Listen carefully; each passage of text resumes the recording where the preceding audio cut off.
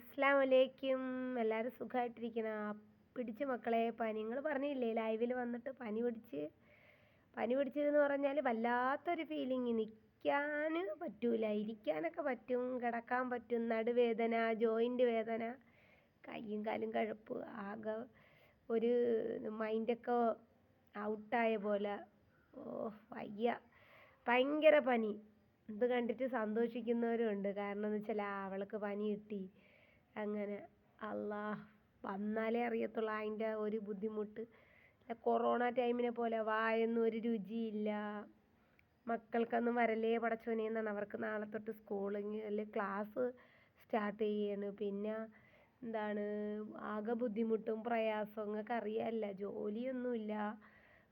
പിന്നെ ഹെൽപ്പിൻ്റെ വീഡിയോസൊക്കെ ഇട്ടിട്ടും ഹെൽപ്പൊക്കെ ചെറിയ രീതിയിൽ കിട്ടി, അൽഹംദുലില്ലാ.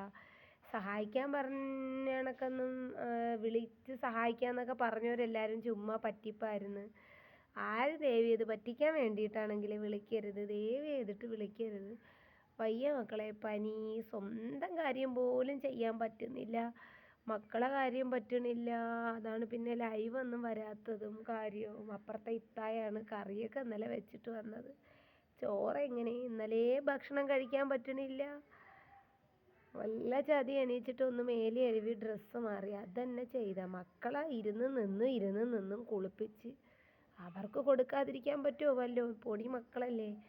രാവിലെ അരിയടുപ്പിട്ട് കാപ്പി ഉണ്ടാക്കി. മോളെ ഇന്നലെ പള്ളിയിൽ വിട്ടില്ല, പെരുമഴയായിരുന്നു.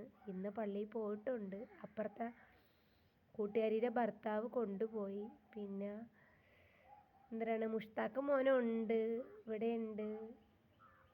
മക്കൾ രണ്ടുപേരും അകത്തിരിക്കുന്നു. മോള് മദ്രസയിൽ പോയി. നിങ്ങൾ ദുആ ചെയ്യും, പെട്ടെന്ന് എൻ്റെ അസുഖങ്ങളൊക്കെ ഷിഫയാവാൻ വേണ്ടി. 3 മക്കളെ നോക്കാൻ ആരും ഇല്ല, അറിയാലോ.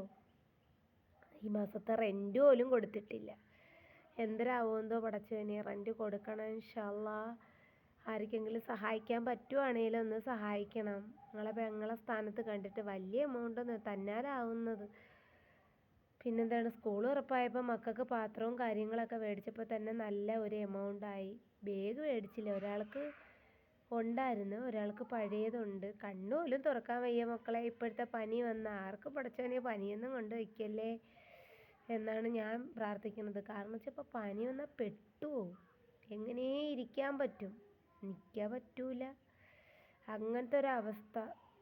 അപ്പോഴും നിങ്ങൾ ദുആ ചെയ്യണം, ചാനൽ ഒന്ന് സപ്പോർട്ട് ചെയ്യണം. ഇന്നലെ വീഡിയോസ് ഒന്നും ഇട്ടില്ല.